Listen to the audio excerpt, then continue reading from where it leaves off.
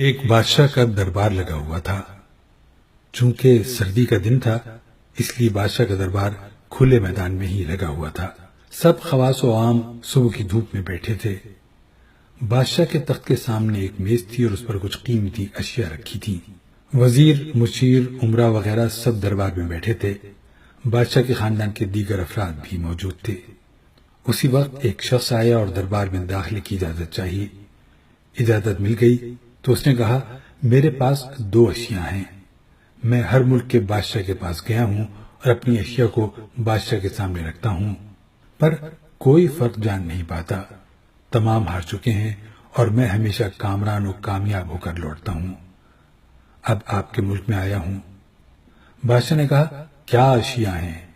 تو اس نے دونوں اشیاء بادشاہ کے سامنے میز پر رکھ دی۔ وہ دونوں اشیاء دیکھنے میں بالکل ایک جیسی جسامت، یکساں رنگ، یکساں چمک، گویا یہ دونوں اشیاء ایک دوسرے کی نقل محسوس ہوتی تھی۔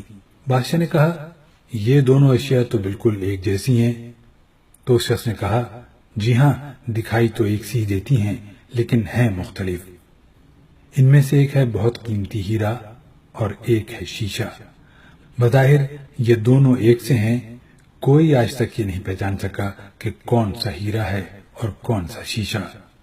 کوئی جانچ کر بتائے کہ ان میں سے ہیرا کون سا ہے اور کون سا شیشہ۔ اگر کوئی صحیح پہچان گیا اور میں ہار گیا تو یہ قیمتی ہیرا آپ کا ہو جائے گا۔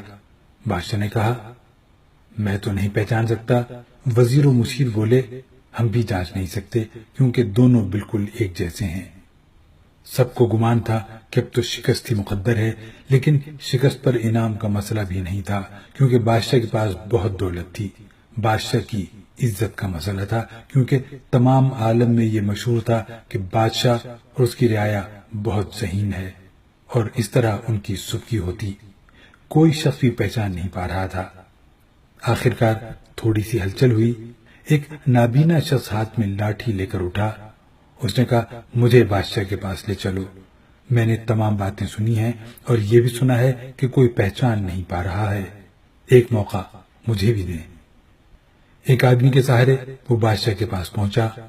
اس نے بادشاہ سے درخواست کی کہ ایسے تو میں پیدائشی نابینا ہوں، لیکن پھر بھی مجھے ایک موقع دیا جائے جس میں ایک بار اپنی ذہانت کو جانچ سکوں اور ہو سکتا ہے کہ کامیاب بھی ہو جاؤں، اور اگر کامیاب نہ بھی ہوا تو ویسے بھی آپ تو ہارے ہوئے ہیں ہی۔ بادشاہ کو محسوس ہوا کہ اسے موقع دینے میں کیا حرج ہے۔ بادشاہ نے کہا، ٹھیک ہے۔ اس نابینا شخص کو دونوں چیزیں چھونے کے لیے دے دی گئی اور پوچھا گیا، اس میں سے کون سا ہیرا ہے اور کون سا شیشہ؟ یہی آپ کو معلوم کرنا ہے۔ اس آدمی نے ایک لمحے میں کہہ دیا کہ یہ ہیرا ہے اور یہ شیشہ۔ جو آدمی اتنی جگہوں سے جیت کر آیا تھا وہ بہت حیران ہوا اور کہنے لگا، ٹھیک ہے، آپ نے صحیح پہچانا، آپ کو مبارک ہو۔ اپنے وعدے کے مطابق اب یہ ہیرا بادشاہ کا ہوا۔ تمام لوگ بہت حیران ہوئے کہ ایک نابینا شخص نے کیسے جان لیا کہ اصل ہیرا کون سا ہے، اور سب نے یہی سوال اس نابینا شخص سے کیا۔